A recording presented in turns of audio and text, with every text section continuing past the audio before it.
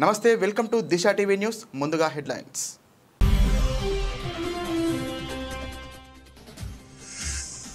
H1B వీసాపై $1,00,000 ఫీజుపై White House clarity. కొత్తగా జారీ చేసే వీసాలకే $1,00,000 ఫీజు విధిస్తామన్న వైట్ హౌస్.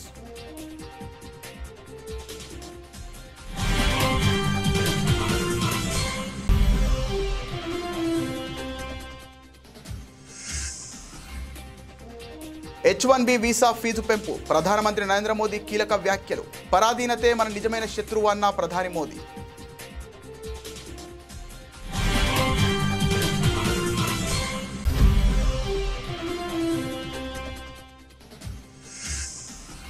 ముంబైలో నమో యువ పరుగును ప్రారంభించిన ముఖ్యమంత్రి దేవేంద్ర ఫడ్నవీస్. హాజరైన బీజేపీ ఎంపీ తేజస్వి సూర్య, నటుడు మిలింద్ సోమన్.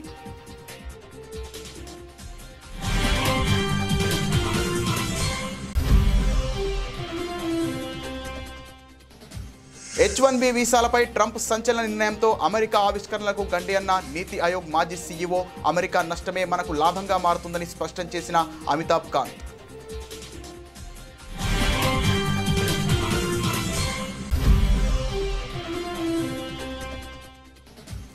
హైకోర్టు ప్రధాన న్యాయమూర్తి జస్టిస్ అపరేష్ కుమార్ సింగ్తో సీఎం రేవంత్ రెడ్డి భేటీ. న్యాయ వ్యవస్థకు సంబంధించి మౌలిక వసతుల కల్పన, సిబ్బంది నియామకం వంటి అంశాలపై జరిగిన చర్చ.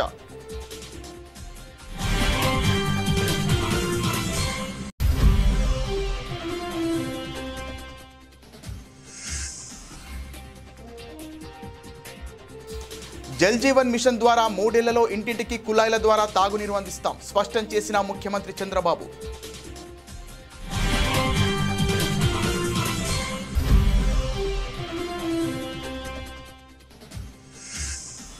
ఆల్మట్టి ఆనకట్ట పెంపు విషయంలో కర్ణాటక ప్రభుత్వ తీరుపై మండిపడ్డ కవిత. జాగృతి తరపున తామే అత్యున్నత న్యాయస్థానాన్ని ఆశ్రయిస్తామని స్పష్టం.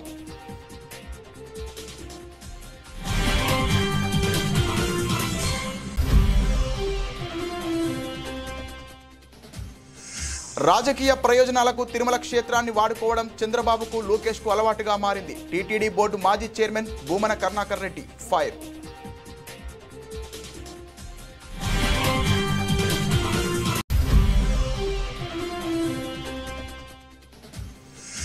తెలంగాణ ఆడబిడ్డలందరికీ బతుకమ్మ పండుగ శుభాకాంక్షలు తెలిపిన సీఎం రేవంత్. మాజీ సీఎం కేసీఆర్ ఆడపడుచుల ఔన్నత్యానికి ప్రతీక బతుకమ్మ పండుగ అని వెల్లడి.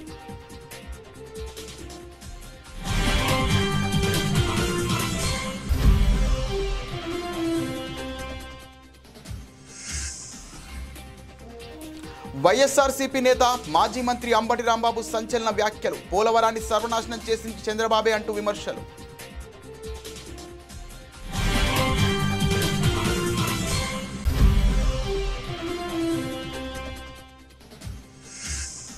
హెచ్సియు విద్యార్థి విభాగంలో ఏబీవీపీ ఘన విజయం. హర్షం వ్యక్తం చేస్తున్న బీజేపీ నేతలు.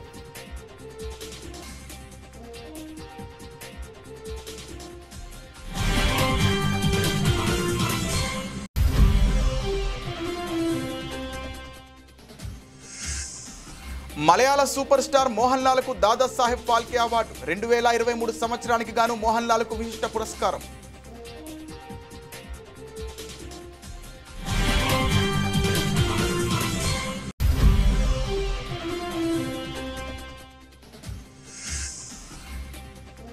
మలేషియా జోడీపై ప్రతీకార విజయం. చైనా మాస్టర్స్ ఫైనల్లో సాత్విక్ జోడీ.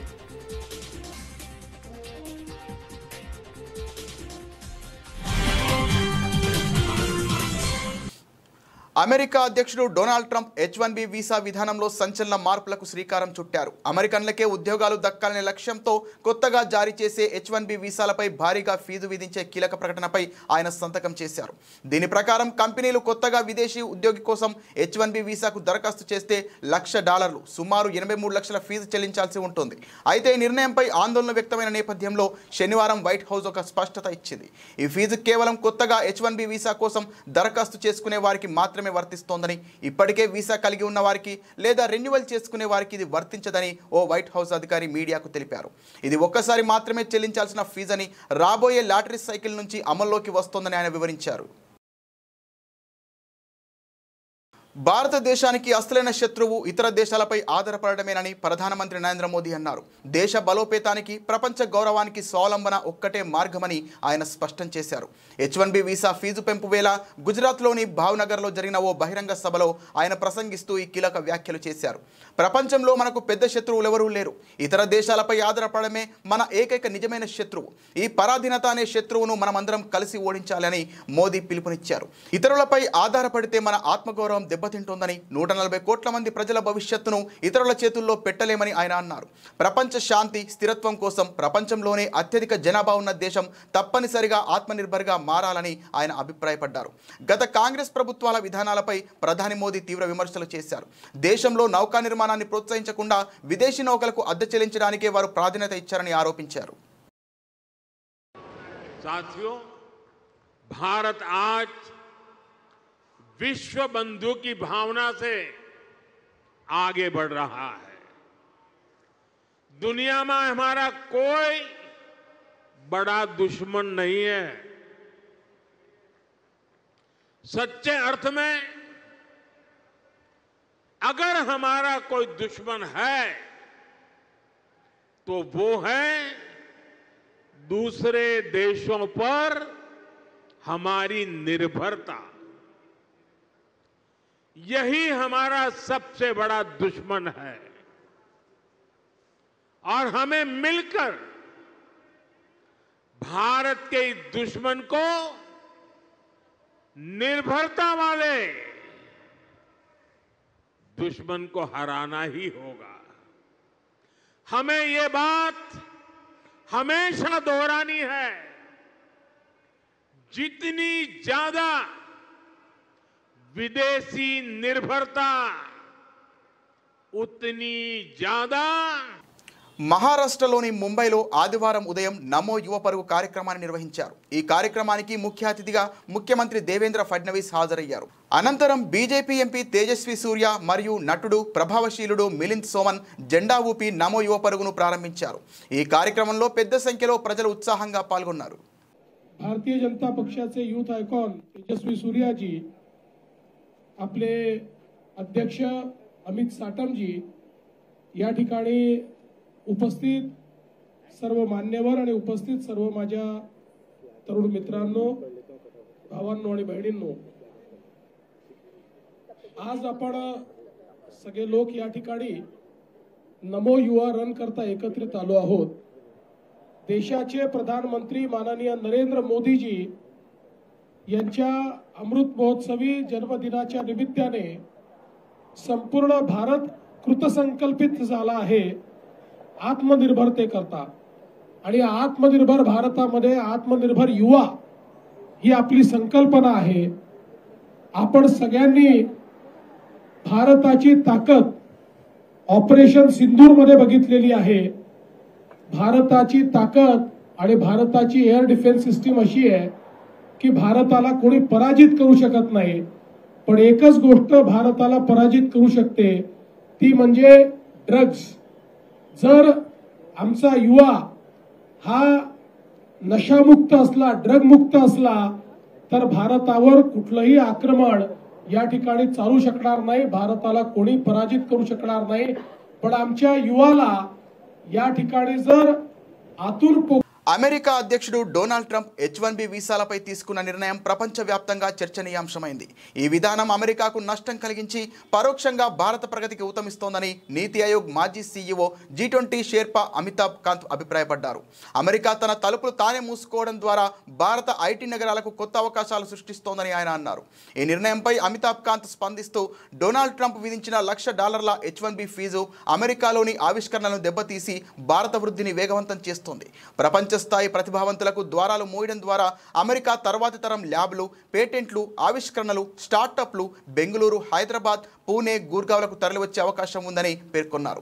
ఈ పరిణామం వల్ల భారతదేశంలోని అత్యుత్తమ వైద్యులు, ఇంజనీర్లు, శాస్త్రవేత్తలు వికసిత భారత్ కలను సాకారం చేసేందుకు దేశ ప్రగతికి దోహదపడే గొప్ప అవకాశం లభించిందని ఆయన తెలిపారు. అమెరికా నష్టమే మనకు లాభమని అమితాబ్ కాంత్ స్పష్టం చేశారు. కాగా బెంగళూరు, హైదరాబాద్, పూణే, గుర్గావ్ దేశంలోని కీలక ఐటీ కేంద్రాలుగా ఉన్నాయి. గూగుల్, మైక్రోసాఫ్ట్, ఇన్ఫోసిస్ వంటి ప్రపంచ ప్రఖ్యాత సంస్థల కార్యాలయాలు ఇక్కడ ఉన్నాయి.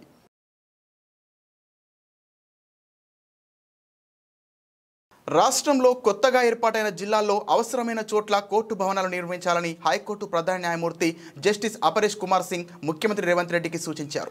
మర్రి చెన్నారెడ్డి మానవ వనరుల అభివృద్ధి కేంద్రంలో సీజేతో సీఎం రేవంత్ రెడ్డి భేటీ అయ్యారు. ఈ సందర్భంగా రాష్ట్ర న్యాయ వ్యవస్థకు సంబంధించి మౌలిక వస్తువుల కల్పన, సిబ్బంది నియామకం వంటి అంశాలపై చర్చించారు. కొత్త జిల్లాలో కోర్టు భవనాలు నిర్మించాలని, మౌలిక వస్తువులు కల్పించాలని, అవసరమైన సిబ్బంది నియామకాలు చేపట్టాలని సీజే సూచించారు. వీటికి సంబంధించిన ప్రతిపాదనలను సీఎం దృష్టికి తెచ్చారు. దీంతో ఈ ప్రతిపాదనల్ని ఆచరణలోకి తెచ్చేందుకు ప్రభుత్వం సిద్ధంగా ఉందని సీఎం రేవంత్ వివరించారు. ఈ భేటీలో ప్రభుత్వ ప్రధాన కార్యదర్శి కె రామకృష్ణారావు, సీఎంఓ ముఖ్య కార్యదర్శి శేషాద్రి, న్యాయశాఖ కార్యదర్శి Papireddy, justice P Sankoshi, justice Abhinand Kumar Shavili పాల్గొన్నారు. పల్నాడు జీవనాడి వరికెలపుడిశెల ప్రాజెక్టును పూర్తి చేసే బాధ్యతను తీసుకుంటామని సీఎం చంద్రబాబు తెలిపారు. పల్నాడు జిల్లా మాచర్లలో స్వర్ణాంధ్ర స్వచ్ఛాంధ్ర కార్యక్రమంలో పాల్గొన్న సీఎం ప్రజలను ఉద్దేశించి ప్రసంగించారు. జల్ జీవన్ మిషన్ ద్వారా 3 ఏళ్లలో ఇంటింటికి కుళాయిల ద్వారా తాగునీరు అందిస్తామని స్పష్టం చేశారు. ఇక్కడ 2 కార్యక్రమాలు, జేజేఎం జల్ జీవన్ మిషన్, దీని ద్వారా మొత్తం మాచర్ల, గురజాల ప్రతి ఇంటికి నీళ్లు ఇచ్చే బాధ్యత 3 ఏళ్లలో పూర్తి చేసే బాధ్యత నాదని మరొకసారి హామీ ఇస్తున్నా. 2 మాచర్ల టౌన్ కి నీళ్లు ఇచ్చే బాధ్యత, ఏదైతే అమృతలో పూర్తిగా నీళ్లు ఇచ్చి మాచర్లని ఎక్కడ కూడా నీళ్ల సమస్య లేకుండా చేసే బాధ్యత ఈ ప్రభుత్వం తీసుకుంటామని చెప్పి నేను మీకు తెలియజేస్తున్నా. ఇది కాకుండా 3వది పల్నాడు జీవనాడి వరికపుడిశెల, 60 సంవత్సరాల స్వప్నం, చిరకాల కోరిక, 6 డికేడ్స్ కోరిక కాబట్టి దాన్ని సఫలీకృతం చేసే బాధ్యత, సాధించే బాధ్యత నాదని మరొకసారి మీ అందరికీ హామీ ఇస్తున్నా.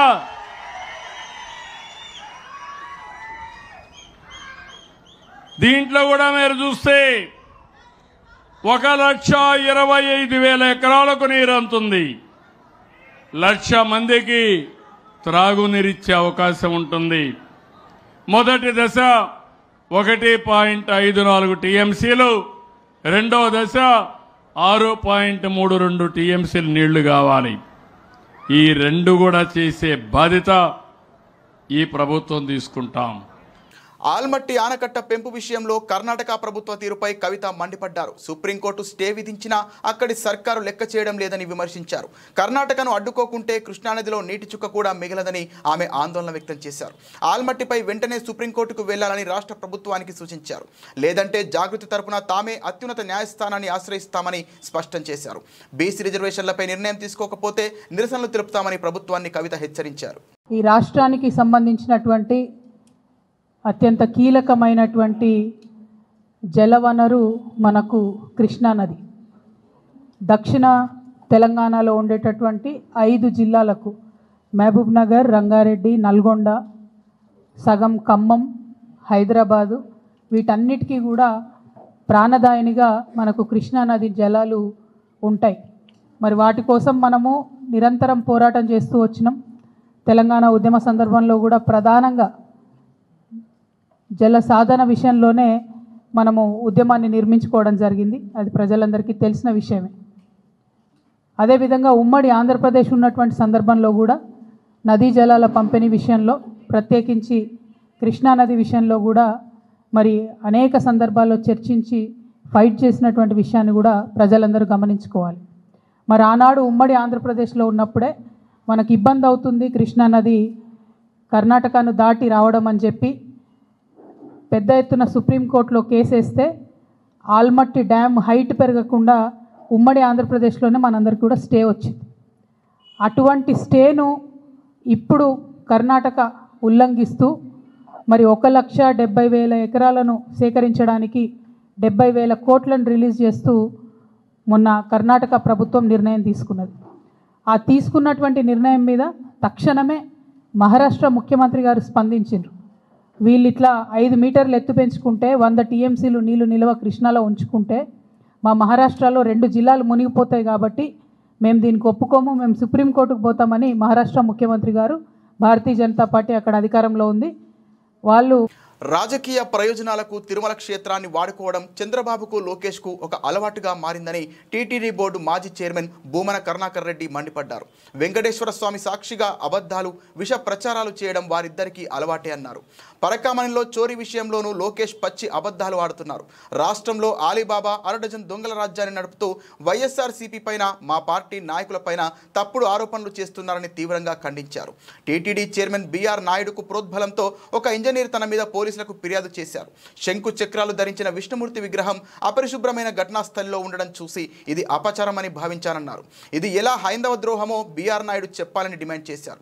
తన ఆవేదనను వ్యక్తం చేస్తున్న సమయంలో అక్కడే పత్రికా విలేకరులు సైతం ఉన్నారని తెలిపారు.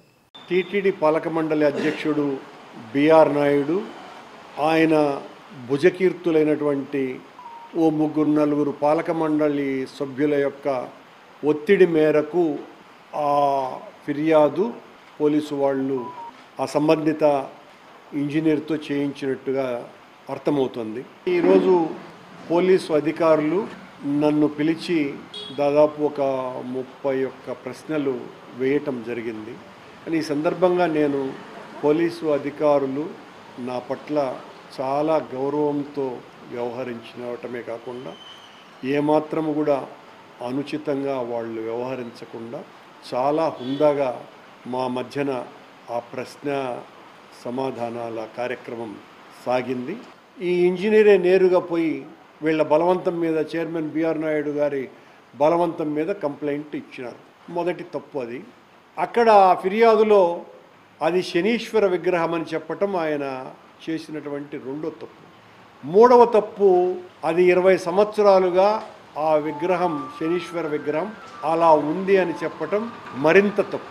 ధార్మిక సంస్థ అయినటువంటి టీటీడీలో, టీటీడీ ఆస్తిగా ఉన్నటువంటి స్థలంలో దాదాపు 9 అడుగుల మేర ఉన్నటువంటి శంకు చక్రాలు ధరించిన విష్ణుమూర్తి విగ్రహము మలమూత్రాల మధ్యన పడి ఉంటే కొద్దిమంది యాత్రికులు ఎవరో నా దగ్గరికి వచ్చి ఆ రోజు ఉదయం ఇలా తెలంగాణ ఆడబిడ్డలందరికీ ముఖ్యమంత్రి రేవంత్ రెడ్డి బతుకమ్మ పండుగ శుభాకాంక్షలు తెలిపారు. పూలను పూజిస్తూ, ప్రకృతిని ఆరాధిస్తూ మహిళలు అత్యంత వైభవంగా నిర్వహించుకునే గొప్ప పండుగ బతుకమ్మ అని ఉద్ఘాటించారు.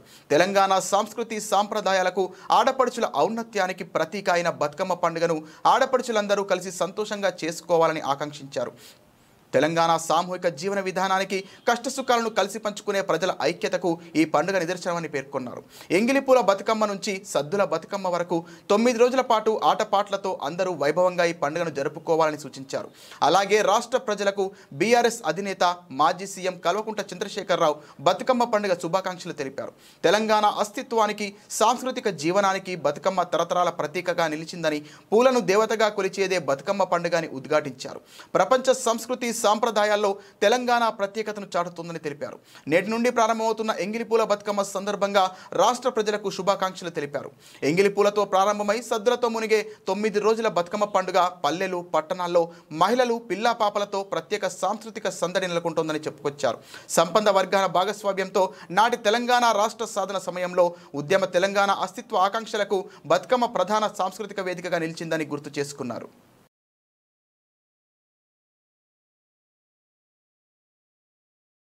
సాగునీటి ప్రాజెక్టులపై చంద్రబాబు పచ్చి అబద్ధాలు చెప్పారంటూ వైఎస్ఆర్సీపీ నేత మాజీ మంత్రి అంబటి రాంబాబు మండిపడ్డారు. నదుల అనుసంధానంపై కూడా అసత్యాలే మాట్లాడారంటూ దుయ్యబట్టారు. శనివారం ఆయన తాడేపల్లిలోని వైఎస్ఆర్సీపీ కేంద్ర కార్యాలయంలో మీడియా సమావేశంలో మాట్లాడుతూ ఎన్నికలకు ముందు స్థాపనలు చేయడం, తర్వాత మర్చిపోవడం చంద్రబాబుకు అలవాటంటూ చురకలంటించారు. పోలవరాన్ని సర్వనాశనం చేసింది చంద్రబాబే. తన పచ్చి అబద్ధాల కోసం చనిపోయిన వాజ్పేయిని కూడా వాడుకున్నారు. చంద్రబాబు శిలాఫలకాలు వేసిన చోట దివంగత మహానేత వైఎస్ఆర్ మొక్కలు కూడా నాటారు. చంద్రబాబు జీవితంలో శంకుస్థాపన చేసి పూర్తి చేసింది కేవలం పట్టిసీమ మాత్రమే. పోలవరానికి శంకుస్థాపన చేసింది వైఎస్ఆర్, కానీ తానే చేసినట్లు నిస్సిగ్గుగా చంద్రబాబు అబద్ధాలు చెప్తున్నారు. నిజంగా పోలవరం మీద ప్రేమ ఉంటే ప్రాజెక్టు సందర్శనకు ఎందుకు వెళ్లడం లేదంటూ అంబటి రాంబాబు ప్రశ్నించారు. చంద్రబాబు నాయుడు గారి టైంలో దురదృష్టం ఏంటంటే ఆయన అన్ని తప్పిదాలకు పాల్పడ్డారు. 2013-14 రేట్లతోనే పోలవరం ప్రాజెక్టు నిర్మాణాన్ని పూర్తి చేస్తామని కేంద్రానికి చెప్పి ఇప్పుడు ఇది 2017లో తీసుకున్నాడు. ఎవరు చేయాలి ఈ ప్రాజెక్టుని? విభజన చట్టం ప్రకారం ఈ ప్రాజెక్టు నిర్మాణాన్ని పూర్తి చేయవలసినటువంటి బాధ్యత కేంద్ర ప్రభుత్వానిది. ఏ పైసా కూడా, ప్రతి పైసా కూడా కేంద్ర ప్రభుత్వం పెట్టి పూర్తి చేసి మనకివ్వాలి. That is the rule. విభజన చట్టంలో ఇచ్చినటువంటి ఒక వెసులుబాటు. రాష్ట్రాన్ని విభజించినప్పుడు పోలవరం ప్రాజెక్టు నిర్మాణాన్ని కేంద్ర ప్రభుత్వమే చేపడుతుందని చెప్పి మనకు ఆర్డర్లు ఇస్తే చట్టంలో ఎందుకయ్యా చంద్రబాబు నాయుడు గారు నువ్వు కేంద్ర ప్రభుత్వం కట్టకుండా మేమే కడతామని తీసుకున్నావు. ఎప్పుడు తీసుకున్నామయ్యా? 2017లో తీసుకున్నావు, 16 అనుకుంటాను చివరిలో. అప్పుడు దాకా ఈ ప్రాజెక్టును మూలన పెట్టావు కదా, నెంబర్ 1. నెంబర్ 2, 2017లో నువ్వు తీసుకున్నప్పుడు 13-14 రేట్లతోనే నేను పూర్తి చేస్తాను ఎందుకు తీసుకున్నావు? కేంద్ర ప్రభుత్వం కమిషన్ల కోసం కాదా? ఇది నేను చెప్పాలా? సాక్షాత్తు ఇప్పటి ప్రధాని అప్పటి ప్రధాని మోడీ గారే చెప్పాడు కమిషన్ల కోసం తీసుకున్నావు ఏటీఎంలని. వినండి అది కూడా. ఢిల్లీ యూనివర్సిటీ తర్వాత ప్రతిష్టాత్మకంగా జరిగిన హైదరాబాద్ సెంట్రల్ యూనివర్సిటీ విద్యార్థి సంఘం ఎన్నికల్లో అఖిల భారతీయ విద్యార్థి పరిషత్ ప్యానెల్ ఘన విజయం సాధించింది. ఏబీవీపీ ఎస్ఎల్వీడీ కూటమి సెంట్రల్ ప్యానెల్లోని అన్ని పదవులను కైవసం చేసుకుంది. ఈ ఎన్నికల్లో కూటమికి చెందిన శివపాలెపు అధ్యక్షుడిగా, శృతిప్రియ ప్రధాన కార్యదర్శిగా, సౌరభ్ శుక్లా సంయుక్త కార్యదర్శిగా గెలుపొందారు. వీనస్, జ్వాల సాంస్కృతిక క్రీడా కార్యదర్శులుగా గెలుపొందారు. ఈసారి ఓటింగ్ శాతం 81% కన్నా ఎక్కువగా నమోదవడం గమనార్హం. ఎస్ఎఫ్ఐ, ఎన్ఎస్యుఐ లాంటి ఇతర ప్రధాన విద్యార్థి సంఘాలపై ఏబీవీపీ సత్తా చాటింది. ప్రతిష్టాత్మక ఢిల్లీ యూనివర్సిటీ విద్యార్థి సంఘం ఎన్నికల్లో ఏబీవీపీ గెలిచిన తర్వాత హెచ్సీయూలో కూడా ఏబీవీపీ కూటమి విజయం సాధించడం పట్ల బీజేపీ నేతలు హర్షం వ్యక్తం చేస్తున్నారు. పార్టీ ఐటీ సెల్ నాయకుడు అమిత్ మాల్వియా ట్విట్టర్ వేదికగా స్పందిస్తూ హైదరాబాద్ సెంట్రల్ యూనివర్సిటీ విద్యార్థి విభాగం ఎన్నికల్లో ఏబీవీపీ క్లీన్ స్వీప్ చేసిందన్నారు. పాట్నా, ఢిల్లీ, జేఎన్యూ, మణిపూర్, గౌహతి, పంజాబ్, ఉత్తరాఖండ్ వంటి విశ్వవిద్యాలయాల్లో కూడా ఏబీవీపీ సత్తా చాటిందని, ఇప్పుడు హెచ్సీయూని కైవసం చేసుకుందని పేర్కొన్నారు. రాహుల్ గాంధీ 6 ప్యాక్స్ చూపించి స్టేజ్లపై తిరగడం యువతను ఆకట్టుకోలేదని ఎద్దేవా చేశారు.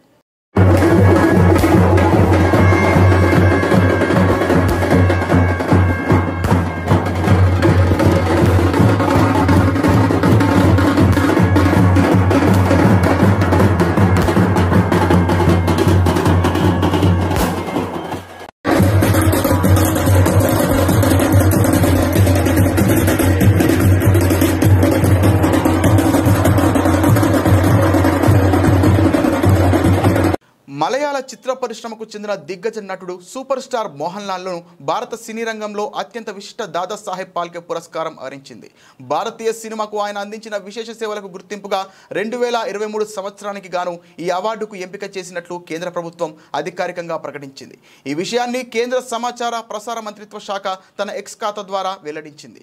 మోహన్ లాల్ అత్యద్భుతమైన సినీ ప్రయాణం ఎన్నో తరాలకు స్ఫూర్తిదాయకం. నటుడిగా, దర్శకుడిగా, నిర్మాతగా భారతీయ సినిమాకు ఆయన చేసిన సేవలు అజరామరం. తన అసమాన ప్రతిభ, వైవిధ్యంతో భారత సినీ చరిత్రలో ఒక సువర్ణాధ్యాయాన్ని నెలకొల్పారు. ఈ సందర్భంగా ప్రధానమంత్రి నరేంద్ర మోదీ మోహన్ లాల్కు ప్రత్యేకంగా అభినందనలు తెలియజేశారు. మోహన్ లాల్ ప్రతిభకు, వైవిధ్యానికి నిలువుటద్దం. దశాబ్దాలుగా మలయాళ సినిమాకు ఆయన వెలుగు దివిటిలా నిలిచారు. కేవలం మలయాళంలోనే కాకుండా తెలుగు, తమిళ, కన్నడ, హిందీ భాషల్లో కూడా ఆయన ప్రదర్శించిన నటన అద్భుతమని ప్రధాని కొనియాడారు. ఆయన విజయాలు భవిష్యత్ తరాలకు స్ఫూర్తినిస్తూనే ఉంటాయని ఆకాంక్షించారు. 4 దశాబ్దాలకు పైగా సాగిన తన సినీ ప్రస్థానంలో మోహన్ లాల్ 400కు పైగా చిత్రాల్లో నటించి ప్రేక్షకులను మెప్పించారు. గతంలో ఆయనను భారత ప్రభుత్వం 2001లో పద్మశ్రీ, 2019లో పద్మభూషణ్ పురస్కారాలతో సత్కరించింది.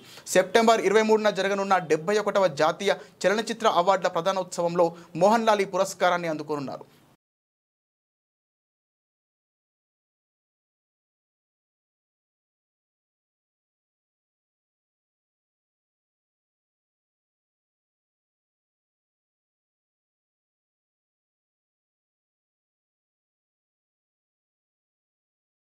ప్యారిస్ ఒలింపిక్స్లో అరోన్ సోహ్ జోడీ చేతిలోనే సాత్విక్ సాయిరాజ్ ఓడిపోయారు. ఆ తర్వాత ఈ ఏడాది ఆరంభంలో జరిగిన సింగపూర్ ఓపెన్, చైనా ఓపెన్లోనూ భారత జంటకు చెక్ పెట్టింది మలేషియా ద్వయం. అయితే ఆగస్టు నెల నుంచి సాత్విక్, చిరాగ్ లయ అందుకోవడంలో ప్రత్యర్థులకు పరాజయం తప్పడం లేదు. ఈ సీజన్లో 7 టోర్నమెంట్లలో సెమీఫైనల్ చేరిన ఈ జోడీ 2 దఫాలు ఫైనల్ ఆడింది. ఈ సీజన్లో చెలరేగిపోతున్న సాత్విక్ సాయిరాజ్, చిరాగ్ శెట్టి ద్వయం చైనా మాస్టర్స్ ఫైనల్లో అడుగుపెట్టింది. శనివారం జరిగిన సెమీఫైనల్లో ఆరోన్ చియా సోహ్వుయిక్ జంటను ఓడించి టైటిల్ వేటకు సిద్ధమైంది. ఆద్యంతం దూకుడుగా ఆడిన సాత్విక్ చిరాగ్ 41 నిమిషాల్లోనే మ్యాచ్ ముగించారు. 2 సెట్లలోనూ ప్రత్యర్థిని వణికిస్తూ 21-17, 21-14తో గెలుపొందారు. ఈ మధ్య వరల్డ్ ఛాంపియన్షిప్ క్వార్టర్స్లో ఆరోన్ సోహ్లను మట్టి కరిపించారు సాత్విక్ చిరాగ్. ఫైనల్లో వరల్డ్ నెంబర్ 1 కింబోన్ సియోసుంగ్ జేతో భారత డబుల్ స్టార్లు తలపడనున్నారు. ఇటీవలే మలేషియా ఓపెన్లో ద్వయం చేతిలో చిరాగ్ జంట వరుస సెట్లలో ఓడిపోయింది. మరి ఈసారి ఎవరు పైచేయి సాధిస్తారో చూడాలి.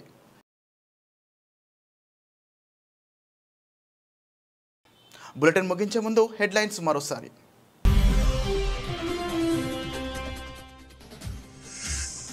H1B వీసాపై $1,00,000 ఫీజుపై వైట్ హౌస్ క్లారిటీ. కొత్తగా జారీ చేసే వీసాలకే $1,00,000 ఫీజు విధిస్తామన్న వైట్ హౌస్.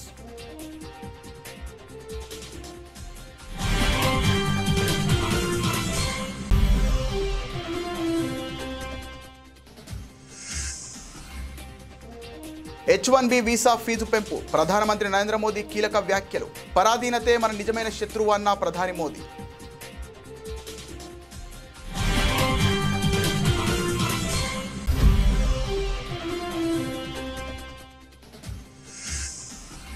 ముంబైలో నమో యువ పరుగును ప్రారంభించిన ముఖ్యమంత్రి దేవేంద్ర ఫడ్నవీస్. హాజరైన బీజేపీ ఎంపీ తేజస్వి సూర్య, నటుడు మిలింద్ సోమన్.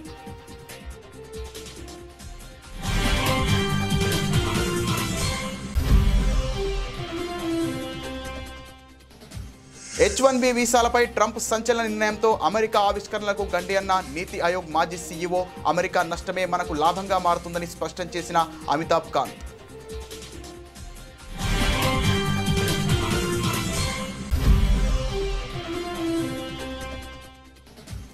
హైకోర్టు ప్రధాన న్యాయమూర్తి జస్టిస్ అపరేష్ కుమార్ సింగ్తో సీఎం రేవంత్ రెడ్డి భేటీ. న్యాయ వ్యవస్థకు సంబంధించి మౌలిక వస్తువుల కల్పన, సిబ్బంది నియామకం వంటి అంశాలపై జరిగిన చర్చ.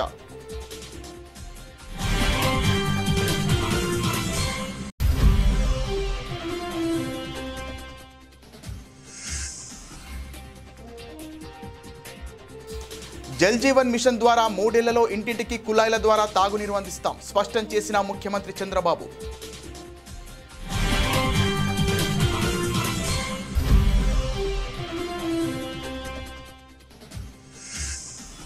ఆల్మట్టి ఆనకట్ట పెంపు విషయంలో కర్ణాటక ప్రభుత్వ తీరుపై మండిపడ్డ కవిత. జాగృతి తరపున తామే అత్యున్నత న్యాయస్థానాన్ని ఆశ్రయిస్తామని స్పష్టం.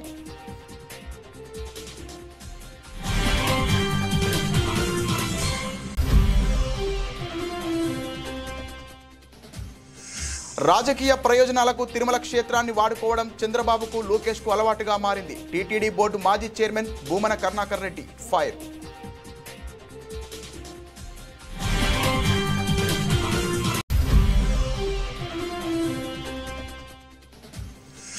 తెలంగాణ ఆడబిడ్డలందరికీ బతుకమ్మ పండుగ శుభాకాంక్షలు తెలిపిన సీఎం రేవంత్. మాజీ సీఎం కేసీఆర్ ఆడపడుచుల ఔన్నత్యానికి ప్రతీక బతుకమ్మ పండుగ అని వెల్లడి.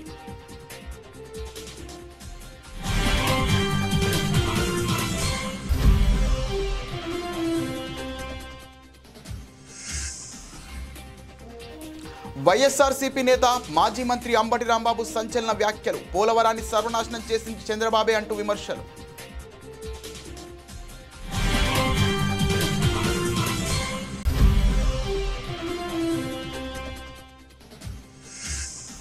HCU విద్యార్థి విభాగంలో ఏబీవీపీ ఘన విజయం. హర్షం వ్యక్తం చేస్తున్న బీజేపీ నేతలు.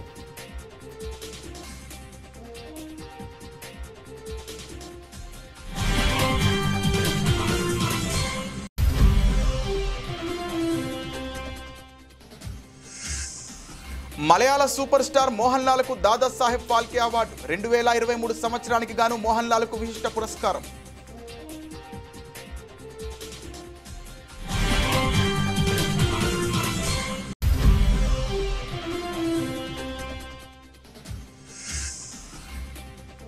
మలేషియా జోడీపై ప్రతీకార విజయం. చైనా మాస్టర్స్ ఫైనల్లో సాత్విక్ జోడీ.